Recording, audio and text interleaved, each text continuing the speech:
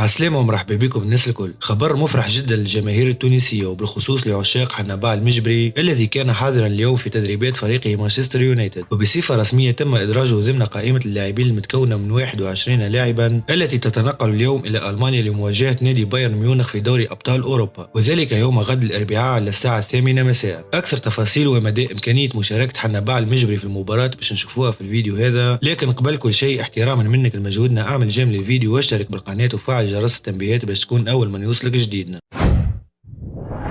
قدم حنبال المجبري أوراق اعتماده بالفريق الأول لمانشستر يونايتد بصفة رسمية، وذلك بعد تقديمه لمردود متميز في المباراة الأخيرة ضد نادي برايتون الإنجليزي في أول فرصة أتيحت له بعد غيابه عن 4 مباريات سابقة، يؤكد بذلك قدراته العالية وتمكنه من قيادة خط وسط الشياطين الحمر. وواجب على المدرب تين آغ إعطائه أكثر فرص ووقت للعب لإثبات المزيد من المهارات والفنيات، لذلك نتوقع بصفة كبيرة مشاركة المجبري بالمباراة ضد نادي بايرن ميونخ الألماني، ولما لا مع التشكيلة الأساسية للفريق، وذلك لعدة أسباب، منها اقتصار خيارات الهولندي تين آغ بالنسبة لخط الوسط على كل من برونو فرنانديز وكريستيان إريكسون وكاسيميرو وسكوت مكتوميناي، وهي خيارات تعتبر قليلة للمدرب في ظل إصابة كل من سفيان المرابط الذي من الصعب أن يكون جاهزا لهذه المباراة، حيث لم يكن متواجدا ضمن المجموعة في التدريبات اليوم ولا زال يزاول تدريباته بشكل فردي. وكذلك اللاعب ماونت الذي كان قد غاب عن الثلاث مباريات الأخيرة للفريق بسبب مشاكل عضلية، لكنه تدرب اليوم مع المجموعة، ولكن يبقى من الصعب المغامرة به واقحامه في المباراة حفاظا عليه من تطور الإصابة، ولذلك لم يقم المدرب تين آغ باستدعاء اللاعب للمشاركة ضد فريق بايرن ميونخ. وبهذا يكون حنبال المجبري هو الخيار الأنسب للهولندي تين آغ، حيث أن المجبري يناسب طريقته في اللعب بشكل أفضل بتشكيلة 4-3-3. كذلك أيضا يمتلك حنبال جودة عالية في التعامل مع الكرة في وسط الميدان أفضل بكثير من اللاعب مكتوميناي، ويمكنه الضغط إلى الأمام والدفع عاليا في مناطق الفريق الخصم، وذلك بحيويته وإصراره كما شاهدناه في المباراة ضد نادي برايتون الإنجليزي. علاوة على ذلك فإن المجبري يستحق فرصة كاملة مع نادي مانشستر يونايتد، خاصة وأنه قد امتلك الخبرة الكافية في عمر 20 سنة فقط، وذلك من خلال مشاركته بعديد المباريات بدوري الشامبيونشيب الإنجليزي، بالإضافة إلى مشاركته في 26 مباراة مع المنتخب التونسي. لهنا نوصل لنهاية الفيديو، مشكورين على المتابعة، ما تنساش باش تعمل جيم للفيديو وتشترك في القناة باش تكون أول من يوصلك جديدنا.